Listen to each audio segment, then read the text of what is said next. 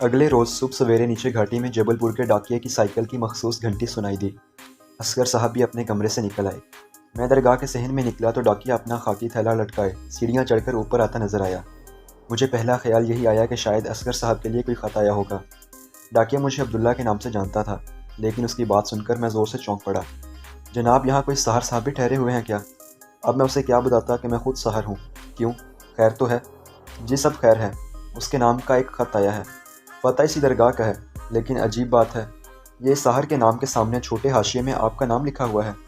میں نے ڈاکیے سے خط لے لیا اور خط پر لکھی تحریر دیکھتے ہی میری سانسیں جیسے رکنے لگیں۔ وہ زہرا کی تحریر تھی۔ ہاں، اسی کے کومل ہاتھوں کے انگلیوں کے شاہکار لفافے پر جگمگا رہے تھے۔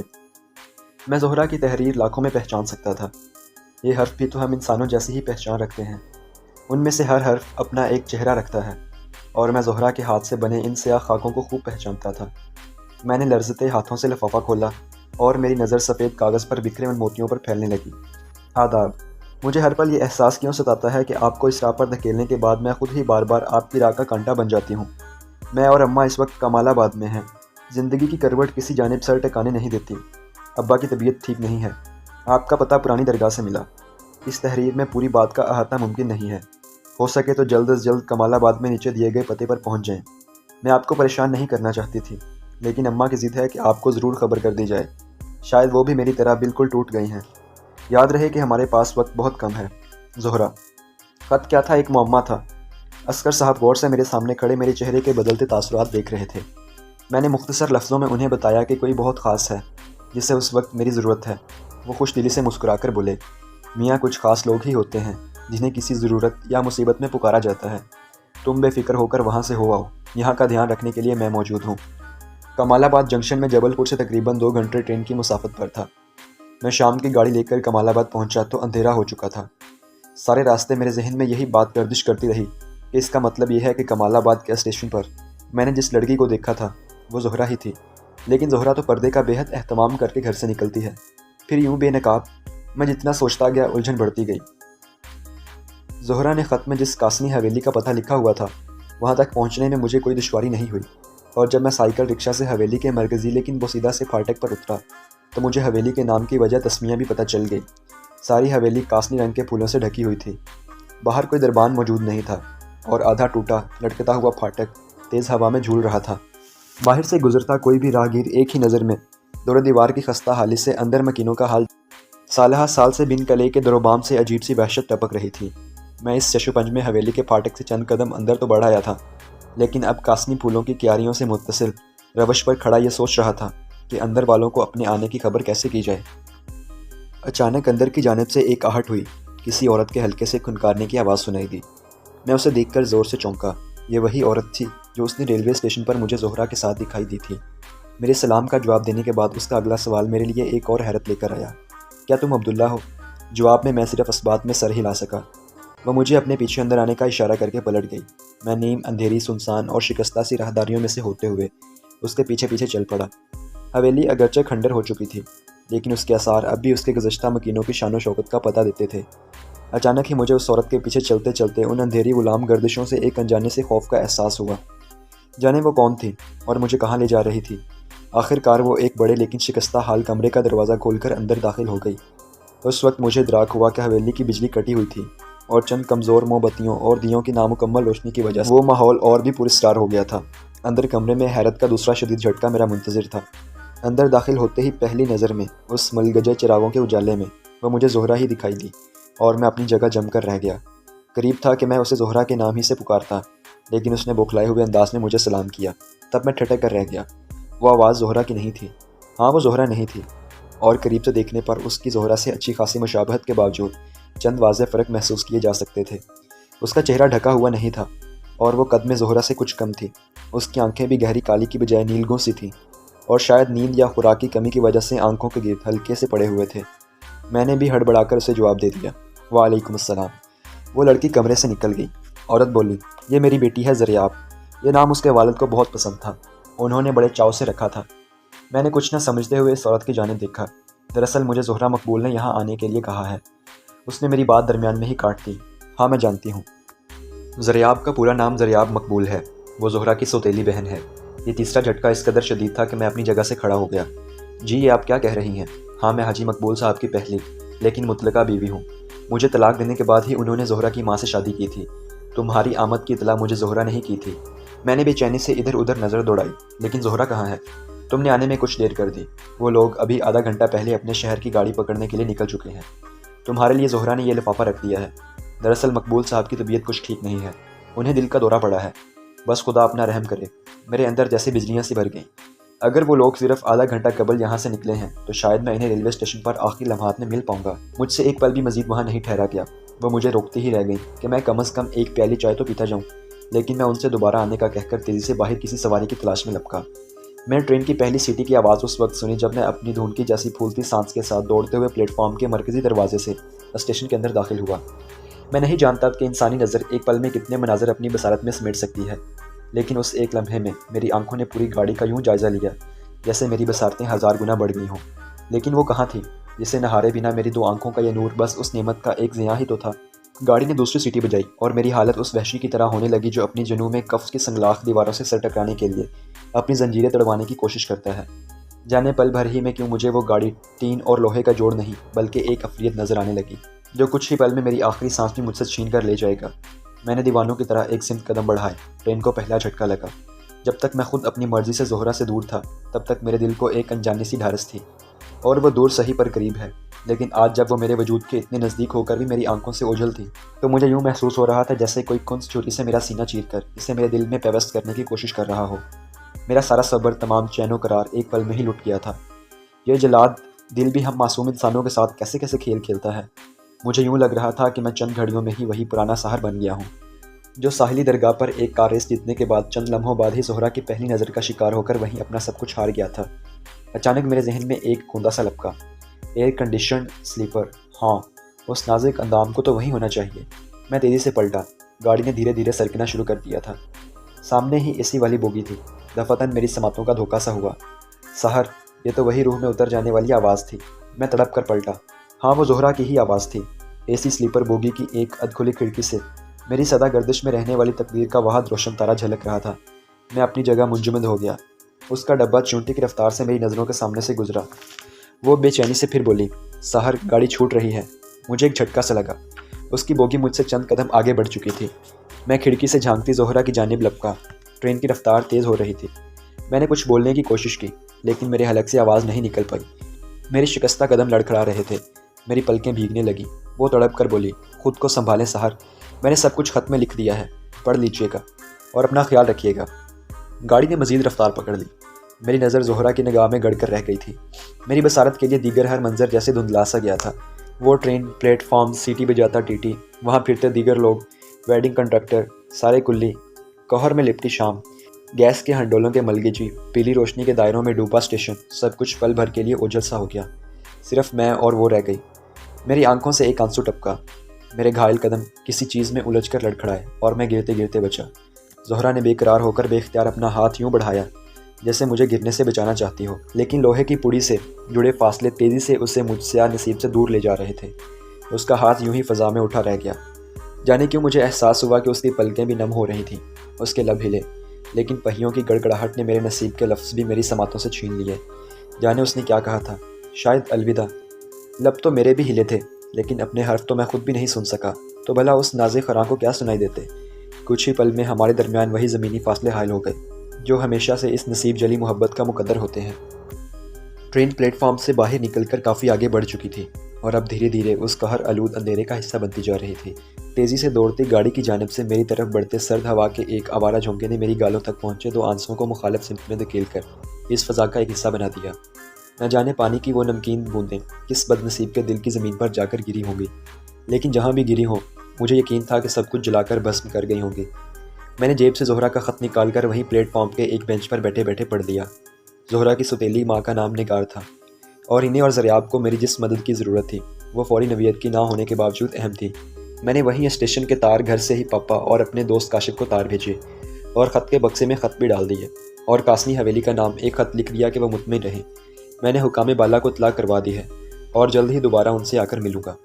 اس تمام مصروفیت سے فارغ ہو کر میں رات کی آخری گاڑی لے کر جب جبل پور واپس پہنچا تو صبح کا سپیدہ نمودار ہو رہا تھا۔ میں درگاہ پہنچا تو اصغر صاحب کی طبیعت پہلے سے اب کافی بہتر لگ رہی تھی۔ انہیں سارا احوال بتا کر میں درگاہ کے پچھلے ایک ہفتے کے ترک شدہ معاملات میں جٹ گیا، لیکن سارا وقت میرے ذہن میں نگار اور زریاب سے متعلق زہرہ کے لکھے ہوئے خط کے الفاظ ٹکراتے رہے۔ اگلی صبح میں گاڑی پکڑ کر کمال آباد بھی ہو آیا۔ میری توقع کے مطابق پاپا اور کاشف نے تمام متعلقہ حکام کو کاسنی حویلی کے مسئلے کے بارے میں آگاہ کر دیا تھا۔ درگاہ میں میرے لیے کاشف کا ایک خط بھی موجود تھا، جس نے اس میں بتایا تھا کہ کمال آباد میں حالیہ تعینات ASP ہمارا ہی ہم جماعت خالد تھا، جو CSS کرنے کے بعد پولیس جوائن کر چکا تھا۔ خالد مجھ سے مل کر بے حد خوش ہوا اور اس نے اپنے ہر ممکن تعاون کا یقین بھی دلایا۔ زہرہ کے خط سے مجھے یہ تو پتہ چل ہی چکا تھا کہ اس کی بھی اپنی ماں سمیت زریاب اور نگار سے یہ پہلی ملاقات تھی، لیکن کہانی آج سے نہیں بلکہ 22 سال پہلے شروع ہوتی تھی، جب زہرہ کے والد مقبول خان اپنی گریجویشن کے بعد اعلیٰ تعلیم کے لیے دوسرے شہر پہنچے تھے۔ والدین کی اکلوتی اولاد اور بے پناہ دولت کی وجہ سے شاہانہ مزاج اور شہزادوں جیسی عادات تو شروع سے ہی تھیں، رہی صحیح کسر جوانی نے پوری کر دی تھی، اور شاید انہی چیزوں کے امتزاج کی بدولت انہی کی یونیورسٹی کی ایک جونیئر طالبہ نگار چند دنوں بعد ہی اپنا دل ان کے قدموں میں ہار بیٹھی۔ مقبول بھی زیادہ عرصہ مزاحمت نہ کر سکے اور دونوں یکجان دو قلب کی تفسیر بن گئے۔ مقبول کو اتنا اندازہ ضرور تھا کہ ان کے والدین بیچ تعلیم انہیں کسی بندر میں بندنے کی اجازت نہیں دیں گے، لہٰذا فیصلہ یہی طے ہوا کہ فی الحال گھر والوں سے چھپ کر نگار سے شادی کر لی جائے اور کچھ عرصہ اس رشتے کو مخفی رکھا جائے۔ اس وقت مقبول کا ارادہ یہی تھا کہ کسی مناسب موقع پر یہ راز والدین کے سامنے کھول دیں گے، لیکن وہ مناسب موقع کبھی نہ آیا۔ اگلے سال نتیجہ آنے سے پہلے ان کے والد کی طبیعت کچھ یوں بگڑی کہ مقبول کو سب چھوڑ چھاڑ کر گھر بھاگنا پڑا، جہاں مقبول کے والد نے پہلے ہی سے اپنے بھائی کی بیٹی سے ان کا رشتہ جوڑنے کا انتظام مکمل کر رکھا تھا۔ مقبول کے والد کی حالت کے پیش نظر انکار کی کوئی گنجائش ہی نہیں تھی، اور شادی کے ٹھیک تیسرے دن والد اگلے جہان سدھار گئے، اور ٹھیک اسی دن زریاب 3 ماہ کی ہوئی۔ 40ویں کے بعد جب مقبول نے تنہائی میں اپنی ماں کو نگار اور اپنی بچی کے بارے میں بتایا تو وہ بھی صدمے سے بے حال ہو کر بستر پر پڑ گئی، اور پھر انہوں نے قسم ہی کھا لی کہ جب تک مقبول اس چھوٹے گھر کی لڑکی نگار سے ہر رشتہ توڑ نہیں لیتے تب تک وہ انہیں اپنا حق نہیں بخشیں گی۔ اور یوں ایک عورت نے اپنے حق کی بخشش کی جنگ میں ہمیشہ کی طرح دوسری عورت کے حق پر ڈاکہ ڈال دیا۔ نگار کو جب طلاق کا پروانہ ملا تو وہ نیم پاگل سی ہو گئی، حالانکہ مقبول نے اپنی کمال آباد والی کوٹھی اور ماں اور بچی کی تربیت اور گزارے کے لیے بہت معقول انتظامات کر دیے تھے، لیکن ہوش میں آنے کے بعد نگار نے اس بے وفا کی دی ہوئی ہر سہولت اور آسائش کو ٹھکرا دیا۔ کئی سال بیت گئے اور زریاب کے ساتھ اس کی چھوٹی بہن زہرہ بھی جوان ہو گئی، لیکن مقبول کی دوسری شادی اور طلاق کا راز راز ہی رہا۔ لیکن پچھلے ہفتے جب حاجی مقبول کو تیسرا دل کا دورہ پڑا تو انہیں اپنے ماضی کی غلطیاں یاد آئیں، اور انہوں نے اس جان لیوا بیماری کے بستر پر ہی زہرہ کی ماں کے سامنے اپنا دل کھول کر رکھ دیا۔ زہرہ کی ماں تو کھل کر اپنے اندر ہوئی ٹوٹ پھوٹ اور کرسیوں کے شور کو بھی باہر نکال نہیں پائیں، کیونکہ ان کے سہاگ کی حالت ہی اس وقت کچھ ایسی تھی کہ انہیں اپنے پھٹے ہوئے دل کی آخری سسکی کو بھی پی جانا پڑا۔ ہاں البتہ ماں نے تنہائی میں زہرہ کے سامنے اپنے دل کے سارے سیلاب بہا دیے۔ حاجی مقبول کی خواہش پر ہی زہرہ اور اس کی ماں کمال آباد آئے تھے، تاکہ نگار سے مقبول کی خواہش کے پیش نظر اس کی زیادتی کو درگزر کرنے کی درخواست کر سکیں۔ خود حاجی مقبول تو بستر سے کچھ ایسے لگے، پھر دن بدن ان کی حالت بگڑتی ہی گئی۔ نگار نے وہی کیا جو کوئی اعلیٰ ظرف کر سکتا ہے، لیکن اس نے زہرہ کی ماں کے ساتھ چہر جانے سے انکار کر دیا۔ وہ پھر سے پرانے زخم ہرے نہیں کرنا چاہتی تھی، اور ویسے بھی وہ خود بہت سی الجھنوں میں گھری ہوئی تھی۔ یہ کاسنی حویلی پہلے ان کے دادا اور پھر باپ کی واحد اور آخری جاگیر تھی، لیکن 2 سال پہلے زریاب کے نانا کے انتقال کے بعد اب زمانے کے گرد اور ان کی پشتینی جائیداد اور بیٹی پر نظریں گاڑے بیٹھے، اور وہ کسی بھی حال میں اپنی اس آخری خزانے کی حفاظت سے غافل نہیں رہ سکتی تھی۔ ان کی حالت کے پیش نظر ہی زہرہ کی امی نے اسے مجھے خط لکھنے پر مجبور کیا تھا۔ زریاب اور اس کی ماں کی زندگی کا سب سے بڑا کانٹا شہر کا مشہور گنڈا جگن تھا، جو بیک وقت کومل زریاب اور کمال آباد کے وسط میں کھڑی اس کی جائیداد کو ہتھیانے کے در پہ تھا، اور جگن اس سلسلے میں ہر ہتھ کنڈا پہلے ہی آزما چکا تھا۔ میں نے زریاب اور نگار کو اطمینان دلایا کہ مجھ سے جو ممکن ہوا ضرور کروں گا۔ فی الحال اطمینان کی بات یہ تھی کہ جگن کو علاقہ پولیس نے نقص امن کے خدشے میں مہینہ بھر کے لیے شہر بدر کیا ہوا تھا، اور فی الحال اس کی طرف سے ماں بیٹی کو کوئی خطرہ نہیں تھا۔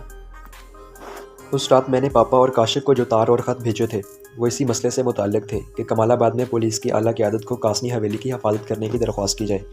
میں جانتا تھا کہ کاشف تب تک ٹک کر نہیں بیٹھے گا جب تک سارا انتظام مکمل نہیں کر لے گا، اور پاپا کا تو IG پولیس کو ایک فون ہی کافی تھا۔ کہتے ہیں انسان ہی انسان کا سب سے بڑا درد اور انسان ہی اس کا درما ہے، لیکن فی الحال جگن کاسنی حویلی کا درد ثابت ہو رہا تھا۔ تیسرے دن ہی مجھے نگار کا پیغام ملا کہ جگن کمال آباد واپس پہنچ گیا ہے۔ ASP خالد نے اسے تھانے بلوا کر پہلے ہی سرزنش کر دی ہے کہ وہ دوبارہ کاسنی حویلی کی طرف آنکھ اٹھا کر نہ دیکھے، لیکن وہ اب بھی بے حد فکر مند تھی، اور زریاب کا تو اب جگن کا نام سنتے ہی رنگ پیلا پڑ جاتا تھا۔ میں 2 دن پہلے سلطان بابا کے لیے بذریعہ تار پیغام بھجوا چکا تھا کہ مجھے کمال آباد میں ان کی اشد ضرورت ہے، لہٰذا وہ کسی بھی طرح کمال آباد پہنچیں۔ نہ جانے پرانی درگاہ پر بھیجے گئے تار کا پیغام ان تک پہنچا تھا یا نہیں، لیکن اب میرے لیے مزید دیر کرنا ممکن نہیں تھا، لہٰذا میں تمام ذمہ داریاں اصغر صاحب کے حوالے کر کے کمال آباد کی گاڑی پکڑنے نکل پڑا۔ کاسنی حویلی پر وہی سدا پرانی یاسیت طاری تھی۔ اس شام عصر کے وقت جب میں وہاں پہنچا تو مجھے پوری حویلی میں پھولوں سے بھری کیاریوں اور ان کی نہایت سلیقے سے کی گئی تراش خراش کے پیچھے چھپے ہنرمندوں کا ہاتھ بھی پتہ چل گیا۔ زریاب نہایت انہماک سے بڑا سا کینچا ہاتھ میں لے کر پھاٹک سے متصل کیاریوں کی کاسنی پھولوں کی بیل سے بجان ڈالیاں اور خشک پتیاں اور ٹہنیاں تراش رہی تھی۔ شاید یہی اس جزمردہ سے ماحول میں اس ناظرین کا واحد بہلاوا تھا، تبھی وہ اس کام میں اس قدر مگن تھی کہ اسے میری آمد کی خبر تک نہیں ہوئی۔ کچھ لمحوں بعد میں نے ہلکے سے کنکار کر اسے اپنی جانب متوجہ کیا۔ وہ گھبرا کر یوں پلٹی کہ اس کے چہرے کا رنگ بھی انہی پھولوں کی طرح کاسنی سا ہو گیا۔ وہ جلدی سے مجھے سلام کر کے اندر چلی گئی اور چند لمحوں بعد نگار اندر سے باہر برآمد ہوئی۔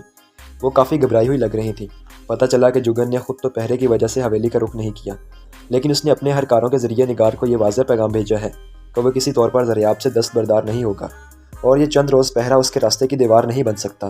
زریاب جہاں بھی جائے گی وہ سائے کی طرح اس کے ساتھ ہی لگا رہے گا۔ مجھے نگار کے چہرے سے ہی معاملے کی سنگینی کا احساس ہو گیا تھا۔ یہ معاملہ پولیس یا پہرے داری سے کہیں بڑھ کر تھا، اور پھر پولیس کے سادہ لباس والے اہلکار بھی کب تک یوں ہی کاسنی حویلی کے پھاٹک پر ٹنگے رہتے، یا پھر نگار اور زریاب کے پیچھے پیچھے بازار اور دیگر روزمرہ کے آنے جانے کی جگہوں پر دم چھلا بنے پھرتے رہتے۔ معاملہ عورتوں کا تھا، اور عورت کا پہرا بذات خود ہمارے معاشرے میں ہزار سوالوں کو جنم دے ڈالتا ہے، کیونکہ ہم عورت کو 50% قصوروار تو ازل سے ہی تسلیم کرتے چلے آ رہے ہیں، باقی گسر شک کا 5 یا 10% پورا کر دیتا ہے اور معاشرہ اس کے خلاف اپنا فیصلہ سنا دیتا ہے۔ نگار اور زریاب اور پولیس کے پہرے کی یہ ہم راہی بھی تو ایک طرح سے جگن ہی کے اس کے مقصد کی تکمیل تھی جو وہ زریاب کو بدنام کر کے حاصل کرنا چاہتا تھا۔ شرفا تو ویسے بھی اس در سے 100 قدم دور رہتے ہیں جہاں ان وردی والوں کا پہرا ہو، اور اس پہرے میں اگر وہ دونوں باہر بھی نکلتے تو یہ مزید جگ ہنسائی اور لوگوں کی باتیں بنانے کا موقع دینے کا مترادف ہوتا، اور پولیس جگن پر اس وقت تک ہاتھ بھی نہیں ڈال سکتی تھی جب تک وہ کوئی باقاعدہ جرم نہ کرتا۔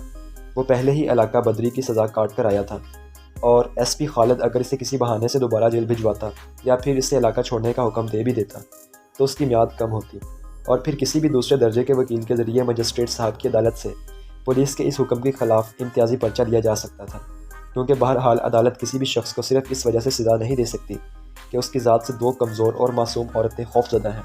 دھمکی ثابت کرنے کے لیے نگار کو عدالت کے پھیرے کاٹنے پڑتے اور زریاب کا دامن بھی الجھنے سے بچ نہ پاتا، جبکہ یہ سارا بکھیڑا ہی زریاب کے اجلے دامن کی کسی بھی ایسے داغ سے بچانے کے لیے ہی کھڑا کیا گیا تھا۔